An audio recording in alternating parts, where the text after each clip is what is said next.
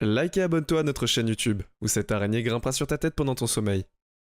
Des milliers d'années et d'histoires de créatures fantastiques et mythologiques ont été transmis de génération en génération. Nous apprécions les grands contes décrivant ces créatures, mais nous nous arrêtons rarement et pensons à leur existence réelle. Bonjour à vous et bienvenue à encore un autre épisode intéressant. Nous allons regarder les 10 mythiques créatures qui ont pu exister dans la nature. Numéro 10, Yeti. Dans la culture populaire, le Yeti est un géant, une créature ressemblant à un singe, avec d'énormes pieds et d'énormes dents en forme de sabre.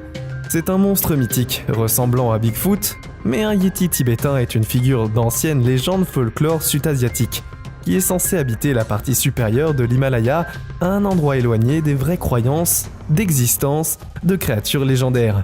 Elles sont utilisées pour leur faire comprendre que les Yetis sont rares, reclus et des créatures insaisissables, difficiles à trouver dans la nature, suggérant que les 8 hommes de l'Himalaya font vraiment exister telle a été la croyance pendant des siècles, et des histoires de personnes apercevant le Yeti ou ses empreintes de pas étaient courantes au Bhoutan, en Inde et au Népal, mais c'est la preuve médico-légale et fossiles découverts en Chine, en Inde et au Vietnam qui ont fourni le plus de preuves irréfutables de l'existence du Yeti, et les scientifiques capables de terminer la reconstruction d'une créature qui correspond à la lourdeur de primate a été trouvée.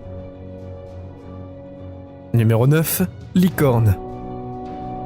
De nombreuses créatures à travers le monde parlent de créatures mystiques de contes de fées, représentées comme des chevaux blancs avec des moyens blancs nacrés et une longue corne allongée s'étendant de leur front. Contrairement à de nombreuses créatures mythiques qui semblent puiser au plus profond de l'humanité, il craint que les licornes soient décrites comme étant des créatures magnifiques et nobles, souvent représentées comme un symbole de pureté et de bonté. Ces créatures sauvages et de la mythologie, on les voyait galoper dans les forêts, où ils se nourrissaient sur les fruits, les baies et les noix. Mais les vraies licornes n'ont pas vécu dans la forêt. Ils ont vécu plutôt dans des prairies ouvertes, où ils étaient plus rhinocéros que chevaux. Les rhinocéros de la vie réelle, appelés licornes sibériennes, ont été ainsi nommés pour leur énorme corne qui a poussé hors de leur front, un peu comme les créatures mythiques trouvées dans les livres de contes.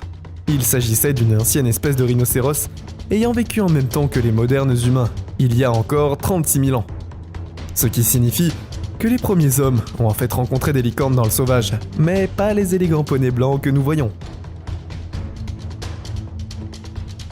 Numéro 8, Centaure. Étant mi-homme et mi-cheval, les contes de centaures dans la Grèce antique ont longtemps fasciné l'humanité.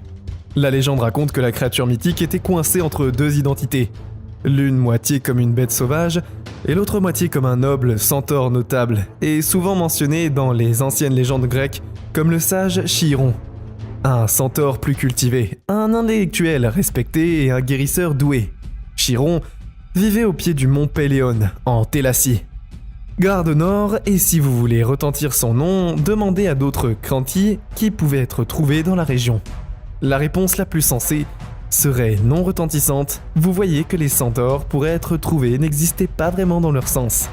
Il était mi-homme, mi-cheval, plutôt qu'il était simplement des hommes ordinaires, écrivant à cheval. À la fois, quand une telle chose était inconcevable, on disait que le nom centaure a été donné aux Turcs, qui ont voyagé en Grèce à cheval de loin. Les cavaliers semblaient avoir le torse en fait une partie du cheval qu'ils montaient. À ma connaissance, les Turcs existent toujours. Numéro 7, le Sphinx. Avec la tête d'un humain et le corps d'un lion, le Sphinx est l'une des créatures mythiques les plus intéressantes.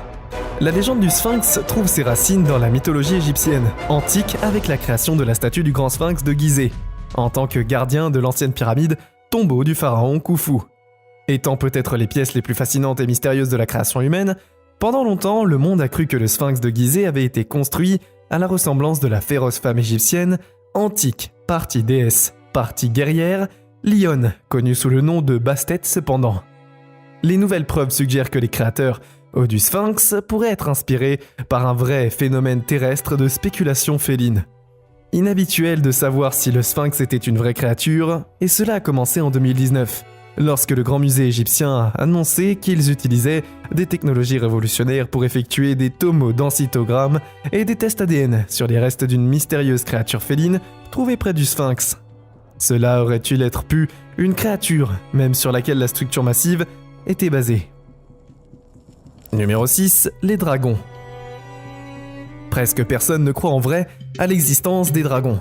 Mais ils sont peut-être les plus parlés des créatures mythiques pendant des milliers d'années. Les récits de ces grands reptiles volants qui respirent la date du feu à travers les âges en moins de 4000 ans existent. Mais si jamais vous espérez trouver quelque chose qui ressemble à un dragon, vous devrez peut-être vous aventurer davantage dans le passé lointain, un âge où les bêtes reptiliennes géantes dominaient la Terre. L'âge des dinosaures, bien sûr. C'est un peu exagéré de penser que les dragons étaient en fait des dinosaures. Mais si vous le regardez d'un sens, les dragons sont toujours des reptiles, et quelle que soit la culture, ils apparaissent alors que les pointes vont rejoindre. Si le genre de dragon que vous imaginez ne le fait pas ressembler nécessairement à ceux représentés dans la mythologie du dragon classique, un imaginaire devenu beaucoup plus pâture pour les livres et les dessins des films de Game of Thrones, alors vous pouvez trouver des dragons réels, beaucoup plus proches des dragons de Komodo à la maison, alors qu'ils ne peuvent pas cracher du feu. Ces reptiles massifs peuvent être très menaçants et aussi très dangereux que les dragons mythiques. Il dépeint de la calcude de Bandit occidental. Numéro 5. Les vampires. Les vampires sont peut-être les meilleurs monstres maléfiques classiques connus réputés pour être des morts-vivants célèbres créatures de la nuit, qui subsistent en buvant du sang humain, et ces terrifiants êtres mythologiques étaient à l'origine de beaucoup de traditions dans le sud de l'Europe de l'Est, dans une grande partie des XVIIe et XVIIIe siècles. C'était l'époque où les superstitions continuaient et conduisaient à poursuivre quiconque manifestait une maladie physique ou émotionnelle inconnue qui peut avoir été liée aux vampires. Et quiconque manifestait ceci était une légende, autant de caractéristiques du vampirisme ont été identifiées. Il y avait des légendes de vampires au Vandindo, et aujourd'hui, la science moderne a fonctionné pour supprimer les superstitions vampiriques qui ont prospéré au Moyen-Âge.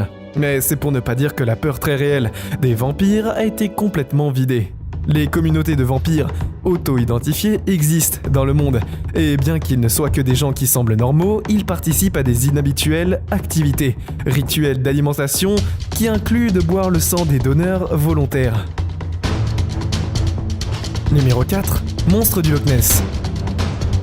Le légendaire monstre du Loch Ness, décrit dans le folklore écossais, est souvent imaginé comme un reptile marin avec un corps vaste. La créature est censée être habitée par le Loch Ness, dans les Highlands écossais. Mais personne n'était vraiment sûr de son existence jusqu'au récit d'Arthur Grant, qui a offert une affirmation d'observation plus convaincante. Son récit a donc contribué à créer une sorte d'image brute, de quelle Nessie, comme on la surnommait, ressemblait à son image du monstre propulsé. L'idée que la créature appartenait à l'extinction de la famille des plésiosaures, un groupe de reptiles aquatiques ressemblant à des crocodiles avec de longs coups étendus qui vivaient dans les eaux sombres et profondes de nos lacs. Numéro 3. L'hydre. Selon la légende, l'hydre était une créature serpentine à plusieurs têtes de la mythologie grecque, connue pour avoir vécu dans le lac de Lerna et les Argolas. Le monstre aquatique ressemblant à un serpent était considéré comme impossible à tuer, parce que si une tête était coupée, 2 autres en sortiraient. Et finalement, les nouvelles blessures entrent dans le héros légendaire Hercule, dont la deuxième de ses 12 travaux était de tuer le monstre à 9 têtes. Hercule a en quelque sorte trouvé un moyen d'arrêter les têtes de la créature de se multiplier, et c'était la stratégie gagnante qui l'a vu tuer la bête apparemment immortelle. L'hydre réelle est beaucoup moins effrayante. La créature terrifiante décrite dans son mythologie grecque mesure environ 1 pouce de long et vit dans l'eau douce avec des polypes, qui aiment grignoter des petits invertébrés comme des crevettes, donc pas vraiment un monstre aquatique gigantesque, mais un microscopique à plusieurs têtes, donc tu n'as pas vraiment à craindre. Numéro 2, Merfolk. L'idée d'humanoïde aquatique nageant dans les océans du monde remonte à 3 millions d'années en arrière. La mythologie africaine, la créature est appelée Mamiwata, comme si l'esprit de l'eau appelait la cerne décrit dans le folklore des Caraïbes. Les sirènes sont les créatures sous-marines, mi-poisson, mi-humaines, les plus courantes, dépeintes comme des jeunes filles divinement belles, avec de longs cheveux flottants et un triton irrésistible.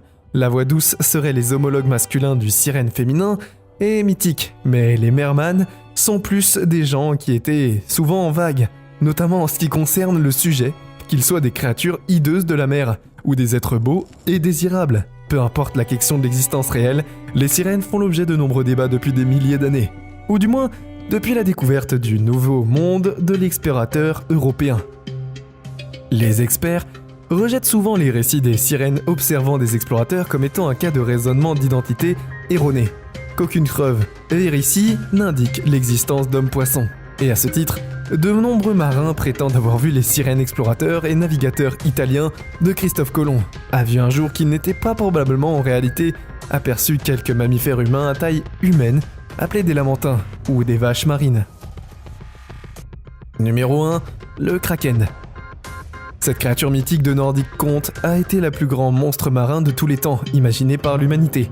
C'était une bête aquatique, géante réputée pour avoir un mauvais caractère et faire naufrage de grands navires, pour le sport et traînant tous les survivants dans les profondeurs de la mer, avec ses tentacules géantes parlant comme l'énorme monstre marin qu'il est.